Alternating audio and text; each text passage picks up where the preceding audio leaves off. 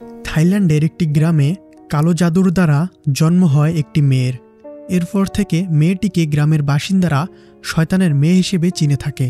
তার আশেপাশে থাকা মানুষদের হঠাৎই ভয়ঙ্করভাবে মৃত্যু হতে থাকে। মৃত্যুগুলো এমনভাবে হয় যেন কলিজা ছিঁড়ে বের হয়ে যাচ্ছে বাইরে। কিন্তু আদৌ কি সেই মেয়েটি এসব মৃত্যুর সাথে জড়িত, নাকি তাকে কেউ ব্যবহার করছে কালো জাদুর মাধ্যমে? তাহলে চলুন গল্পের ভেতর থেকে জেনে নেওয়া যাক। গল্পের শুরুতে ইন্দোনেশিয়ার ঘন জঙ্গলের মধ্যে একটি বাড়িতে নোয়াল নামের একজন মহিলা বাচ্চা জন্ম দিচ্ছিল। তাকে সাহায্য করতেছিলেন গ্রামের একজন অভিজ্ঞ দাইমা। বাচ্চার জন্ম হওয়ার পর বাচ্চাটি দেখতে আজব ছিল এবং সে নিজের অম্বেলিক্যাল কর্ড নিজেই চিবিয়ে চিবিয়ে খাচ্ছিল। এটি দেখে দাইমা বলেছিল এটি তো শয়তানের বাচ্চা, আর এরপরে তিনি সেখানে থেকে ভয়ে পালিয়ে যায়। ঠিক তখনই পুরো গ্রামের আকাশ জুড়ে কালো কাকের ঝাঁক উঠতে থাকে দল বেঁধে। এলাকার সকল লোক এত কাক দেখে ভয় পেয়ে যায়। মূলত এই কাকগুলো এসেছে শয়তানের বাচ্চাটি ওই গ্রামে জন্ম নেওয়ার কারণেই। এর পরের সিনে দেখানো হয় দীর্ঘ 9 বছর পর বাচ্চাটি অনেক বড় হয়ে গেছে, কিন্তু তার সাথে কেউই কথা বলে না। এমনকি তার মা নোয়ালও তাকে সহ্য করে না। এই কারণে তার মা তাকে আজ পর্যন্ত কোনো নাম দেয়নি। তখন সেখানে একটি সন্ন্যাসী আসে আর মেয়েটিকে খাবার দেয়। তারপর সে মেয়েটির নাম রেখে দেয় পানর। তার হাতে মঙ্গলসূত্র বেঁধে দিবে, ঠিক তখনই সন্ন্যাসীর মৃত্যু হয়ে যায়। তখন গ্রামের সকল লোক সন্ন্যাসীর মৃত্যুর জন্য পানরকেই দোষারোপ করতে থাকে। আবারও 7 বছর পরের সিনে নিয়ে যাওয়া হয়, যখন পানর অনেক বড় হয়ে গেছে। তার মা যেহেতু তাকে সহ্য করে না, আর তার মা তাকে কাজ করে চলতে বলেছে, আর সেই কারণেই সে নিজেই কাজ করে চলে। সে কারি মাছের তরকারি অনেক সুস্বাদু করে রান্না করে, সেগুলো গ্রামের এক দোকানদারের কাছে বিক্রি করে, আর তারা তাকে তার বিক্রির টাকার থেকেও আরও বেশি কিছু টাকা দেয় ভালো করে পড়াশোনা করার জন্য। পানর একটি স্কুলে পড়াশোনা করে, কিন্তু স্কুলের সহপাঠীরা তার সাথে ভয়েই কথা বলে না। ক্লাসরুমের জানালা দিয়ে বাইরে দেখতেছিল অন্য সহপাঠীরা খেলাধুলা করতেছিল। অন্য সকল মেয়েরা একটি ছেলেকে উৎসাহ দিচ্ছিল। সেখানে পং নামের একটি ছেলেকে দুজন মেয়ে পছন্দ করে। তার মধ্যে চম্পু নামের মেয়েটি পংয়ের জন্য খাবার নিয়ে আসে। তখন অন্য আরেক মেয়েটি চম্পকে ইচ্ছে করেই মাটিতে ফেলে দেয়। তখন সেখানে পং চলে আসে মেয়েটিকে মাটি থেকে তোলার জন্য। হঠাৎই মেয়েটি পংয়ের মুখে অনেক বড় একটি মাকড়সা দেখতে পায়। তখন মেয়েটি সেই মাকড়সাটিকে মাটিতে ফেলে পায়ে পিষে মেরে ফেলে, আর এরপরেই মেয়েটির পুরো শরীর জুড়ে আচমকা মাকড়সা বের হতে থাকে, আর তার শরীর ফেটে রক্ত আসতে শুরু হয়। তাকে দ্রুত মেডিকেলে নিয়ে যাওয়া হয়। আর এই দৃশ্য পানর দূর থেকে দেখে। দেখানো হয় কাচের জারবন্দি একটি মাকড়সা, আর সেই জারের সাথেই লাগানো চম্পু মেয়েটির ছবি। তার মানে কেউ দূর থেকে তাকে কালো জাদু করেছে। পরবর্তীতে পিয়াক নামের একটি মেয়ে, যার বাবা একজন পুলিশ অফিসার, তারা এই গ্রামে নতুন এসেছে। পিয়াক ডেজেন নামের এক লোকের ফটো স্টুডিওতে ছবি তুলতে সেখানে গিয়েছিল। সেই লোক আবার পানরের চাচা হন। পানর তার তৈরি করা কারি মাছের তরকারি ডেলিভারি দিতে সেখানে আসে, আর আমরা তখন জানতে পারি পিয়াক হচ্ছে পানরের বেস্ট ফ্রেন্ড, আর তারা দুজনেই একসাথে সেখানে ছবি তোলে। তারপর সেখানে থেকে তারা গল্প করতে করতে বাড়ির দিকে ফিরতেছিল। হঠাৎ দেখতে পায় আবিন নামের একটি ছেলে কিছু গুন্ডাদের সাথে মারামারি করতেছিল তার থেকে ছিনিয়ে নেওয়া টাকার জন্য। আরেকটি গুন্ডা তাকে ছুরি দিয়ে আঘাত করে, কিন্তু ভাগ্যক্রমে ছুরির আঘাত তার শরীরে লাগেনি। তখন পিয়াক নামের মেয়েটি পুলিশ এসেছে বলে চিল্লাতে থাকলে সকল গুন্ডা সেখান থেকে পালিয়ে যায়। আর পানর এবং পিয়াক আবিনের কাছে চলে আসলে আবিন বলে, সাবধান, তুমি আমার কাছে আসবে না, তুমি আমার মাকে মেরেছ, এখন আমাকে মারার চেষ্টা চালাচ্ছ। এরপরে পিয়াক নামের মেয়েটি পানরের কাছে আসল ঘটনা জানতে চাইলে আমরা দেখতে পারি ছোটবেলায় পানরের বন্ধু ছিল আবিন। সে তার জন্য একটি চকলেট নিয়ে তাদের বাড়িতে গেলে আবিনের মা পানরকে বকাঝকা করে আর বলে, তোমাকে কতবার বারণ করেছি যে আমার ছেলের সাথে মিশবে না। আর ঠিক তখনই মহিলার উপর কেউ কালো জাদু করে। তার পুরো শরীরের রক্ত মাথার দিকে উঠতে শুরু করে, মাটিতে পড়ে মারা যাওয়ার অবস্থা। তখনই পানর তার গলা ধরে থাকে, আর পানরের মধ্যেও এই জাদু ঢুকে যায়। পানরের শরীরে অজানা এক শক্তি থাকার কারণে তার কোনো ক্ষতি হয় না। তখনই সেখানে আবিন এবং তার বাবা চলে আসে। তার মায়ের গলা চেপে ধরা অবস্থায় পানরকে দেখতে পেলে তার উপরেই খুনের দোষারোপ করে, আর তখন থেকেই আবিন পানরকে ঘৃণা করে। পরবর্তী সিনে দেখানো হয় রাতের বেলায় নোয়াল একটি বাচ্চা মমির পুজো করতেছে, আর সেই বাচ্চার সামনে নিজেকে উৎসর্গ করার চেষ্টা করে। তবে এই বাচ্চা মমিটি কে, এটা সিনেমার শেষে আমরা জানতে পারবো। কিছুক্ষণ পরেই পানর বাড়িতে চলে আসে এবং উপরে তার মায়ের তন্ত্রমন্ত্রের আওয়াজ শুনতে পায়। উপরে গিয়ে দেখে তার মা আত্মহত্যা করার চেষ্টা করতেছে। তখনই সে তার মাকে এসব করতে বারণ করে আর বলে, মা তুমি চলে গেলে আমি কার সাথে থাকবো, দুনিয়াতে আমার তো আর কেউ নেই। তখন তার মা থেমে যায় আর পানরকে বলে, তুমি এখান থেকে চলে যাও এক্ষুনি, আমি তোমাকে সহ্য করতে পারি না। এরপরে পানর নিজের ঘরে গিয়ে শুয়ে পড়ে আর রাতের বেলায় সে স্বপ্নে দেখতে পারে একটি ঘন জঙ্গলের মাঝে শয়তানেরা পুজো করতেছে। সেখানে একটি মহিলার শরীর কেটে আজব রকম কিছু চিহ্ন দিয়ে রাখা হয়েছে। মহিলাটি পিছনে ফিরে তাকালে দেখে সেই মহিলা অন্য আর কেউই নয়, বরং তারই মা নোয়াল। আর সেখানে সে একটি লোকের বুকে এক আজব ধরনের ট্যাটু দেখতে পায়। তখনই তার স্বপ্নটি ভেঙে যায়। পরের দিন সকালে পানর একটি স্পিড বোর্ডে করে সেই জঙ্গলের দিকে যেতে থাকলে কিছুদূর গিয়েই দেখতে পারে সেখানে এক মাঝির মৃত্যু হয়েছে এবং সেই মাঝির বুকে ঠিক একই রকম ট্যাটু রয়েছে। কিন্তু সেখানকার কেউই মৃত্যুর ব্যাপারে কিছুই জানে না। তবে সেই লোকের আশেপাশে জাদুবিদ্যার অনেক উপকরণ পাওয়া যায়। হঠাৎ করে সেই লোকের স্ত্রী চিল্লাতে থাকে আর বলে, পানর তুই আমার স্বামীকে জাদুবিদ্যা করে মেরে ফেলেছিস, আমি তোকে ছাড়বো না, আমিও তোকে মেরে ফেলবো। তখন পানর সেখান থেকে চলে আসে আর তার বেস্ট ফ্রেন্ড পিয়াককে তার স্বপ্নের বিষয়ে সকল কিছু জানায় এবং সেই ট্যাটুটিও একটি খাতায় আর্ট করে তাকে দিয়ে দেয়। তারা প্ল্যান করে কিছুক্ষণের মধ্যেই সেই জঙ্গলের মধ্যে যাবে। কিন্তু এরই মধ্যে পানরের জীবনে প্রথমবারের জন্য পিরিয়ড শুরু হয়। পাশেই ছিল সেই বয়স্ক লোকেদের বাড়ি। সেখানে গিয়ে তাকে স্যানিটারি নেপকিন দিয়ে ব্যথা কমানোর ওষুধ আনার জন্য ফার্মেসিতে যায়। ফেরার পথেই একটি লোকের সাথে এসে ধাক্কা খেয়ে যায়, যার বুকে ছিল একই রকম ট্যাটু।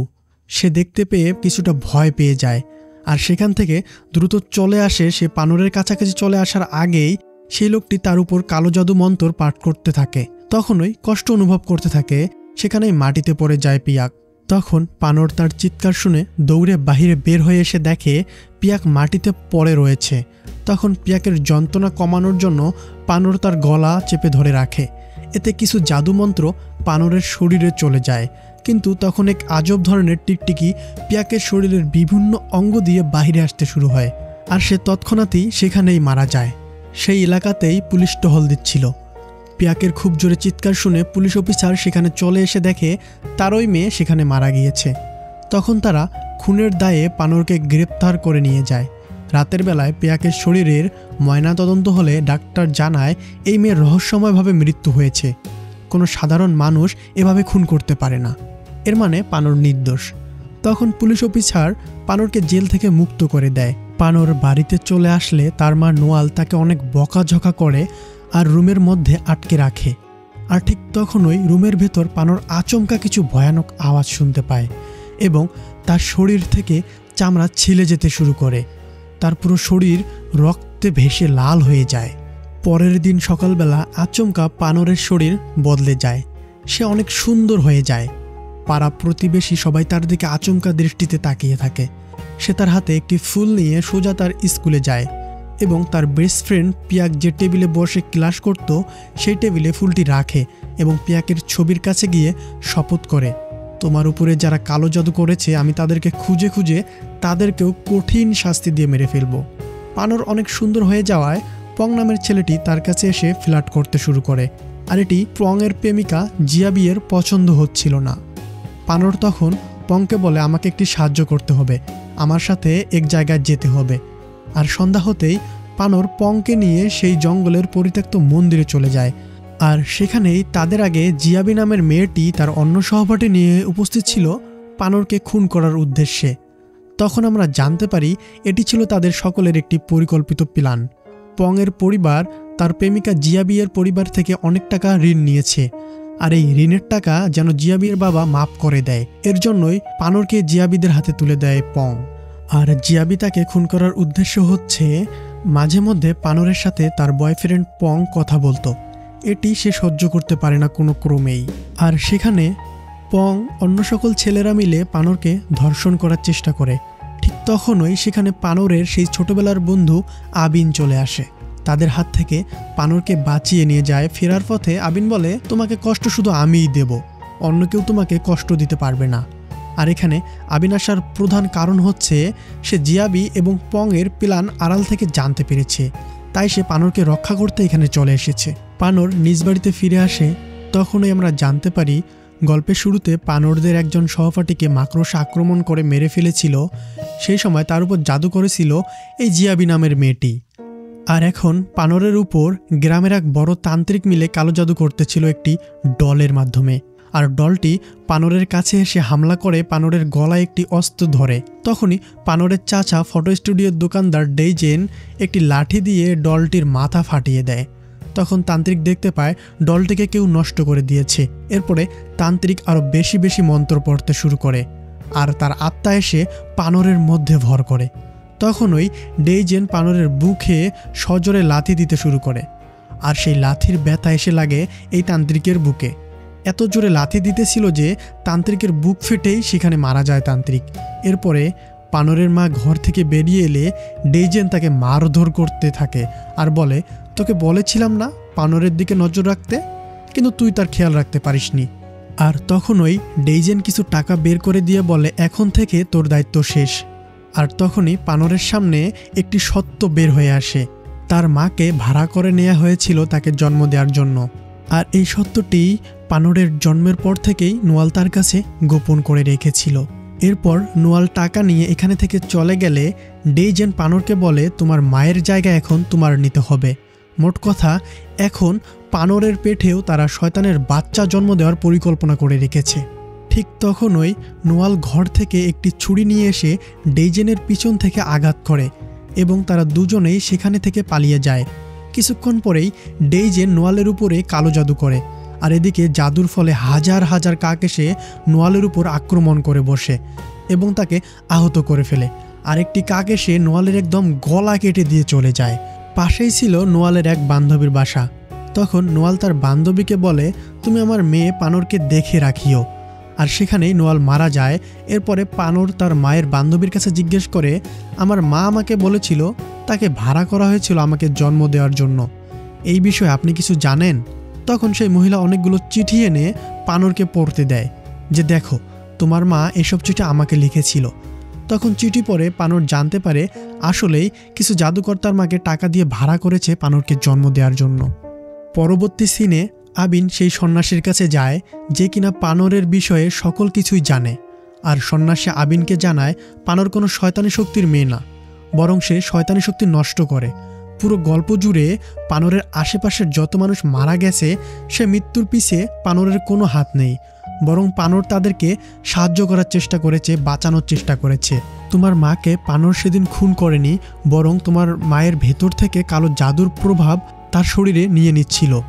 এসব শোনার পর আবিন চিন্তা করে সে এতদিন পানরের সাথে খুব খারাপ ব্যবহার করে এসেছে, এখন অবশ্যই পানরকে সাহায্য করার সময় এসে গেছে। পানরের বয়স 18 বছর পরিপূর্ণ হয়ে যাওয়ার কারণে সে এখন তার নিজের শক্তিকে নিয়ন্ত্রণ করতে পারে। আর সে শপথ করে পং, জিয়াবি এবং যে সহপাঠীরা তার ক্ষতি করার চেষ্টা করেছিল সকলকে সে কঠিন শাস্তি দেবে। পানর সেদিন রাতে ছোট ছোট 4টে মাটির পুতুল তৈরি করে। সেদিন ঘন জঙ্গলে পং এবং জিয়াবি এর সাথে মিলে যে সহপাঠীগুলো তার ক্ষতি করার চেষ্টা করেছিল সবার উপর কালো জাদু করে সে। পরবর্তী সিনে দেখতে পাই পং নামের ছেলেটি জিয়াবিয়ের বাসায় কোনো এক কারণে এসেছিল। চলে যাওয়ার পথে জিয়াবিকে জিজ্ঞেস করে, তুমি কি পানরকে ভয় পাও না? সে কালো জাদু করতে পারে আমাদের উপর।